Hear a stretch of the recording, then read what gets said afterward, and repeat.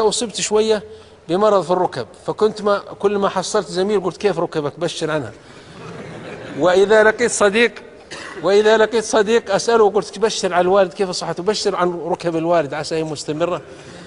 وإذا لقيت أخ وعنده أم قلت عسى الوالدة طيبة كيف عسى ركبها جيدة تمشي، لأني ظننت أنا أن مأساة العالم في الركب هو.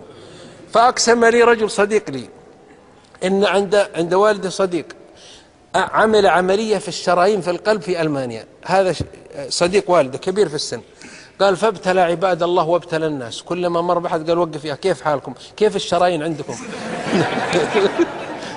فصارت القضية في الواحد كلما نقص عليه شيء صارت قضيته الكبرى هذا الأمر.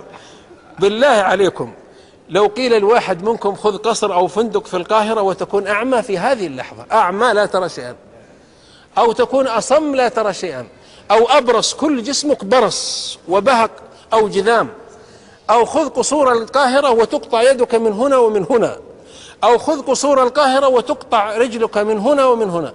عندنا مليارات المليارات الدولارات من الأرزاق ومن رب العباد سبحانه، لكن وقليل من عبادي الشكور، يعرفون نعمة الله ثم ينكرونها وأكثرهم الكافرون، فأكثر البشرية لا يشكرون.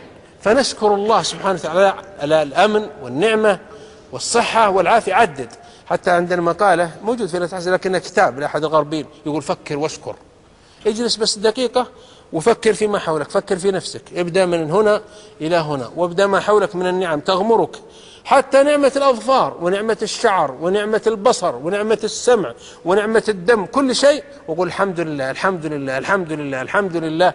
وبهذه الطريقة تنتصر على السلبيات التي أنت تشكو منها والتي تتذمر منها والتي لا تحمد الله عليها سبحانه. يقول عليه الصلاة والسلام من أصبح آمنا في سربه معافا في بدنه عنده قوت وقوت يومه فكأنما حيزت له الدنيا بحذافيرها. أنت عندك غرفة، عندك طعام وشراب يكفيك، مستور، أنت مؤمن، خلاص يكفي. أبو العتاهية نظر إلى قصور هارون رشيد، تعرفون هارون رشيد بنى قصرا في بغداد وقال للشعراء ادخلوا سلموا. الآن فين هارون رشيد؟ وين القصر؟ أين الخدم؟ وين القواد؟ وين الحشم؟ يقول سبحانه هل تحس منهم من أحد أو تسمع لهم ركزا. فرعون كان في مملكة ودولة عندكم وخدم وحشم وعسكر وجنود فلما ماذا حصل؟ فلما غطسه الله في البحر وأغرقه قال فما بكت عليهم السماء والأرض وما كانوا منظرين. يقول الحمد لله والله السماء مكانها والأرض مكانه وما بكت. وبشركم الناس ذاك اليوم تغدوا ومنهم من نام نوم القيلولة ولا تغير في الفلك شيء، والملوك يذهبون ويأتون والدول ويبقى الواحد الأحد جل في علاه. فهارون رشيد بنى قصرا وقال للشعراء تعالوا امدحوا، فدخل الشعراء عليه شاعرا بعد شاعر، فلما دخلوا قال أبو العتاهية عش ما بدا لك سالما، هذا تبريك له.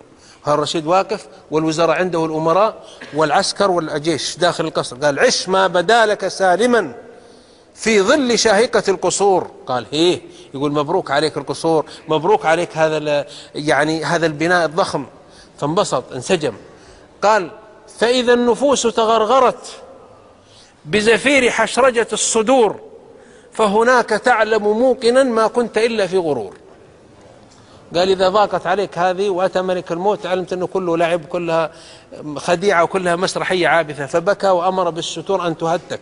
وهذا أبو العتاهية يقول ماء وخبز وظل ذاك النعيم الأجل كفرت نعمة ربي أن قلت أني مقل. عندك غرفة وعندك خبز وعندك ماء تصلي، انتهى الموضوع، أنت أسعد ممن جمع الدنيا ولكنه كافر بالله.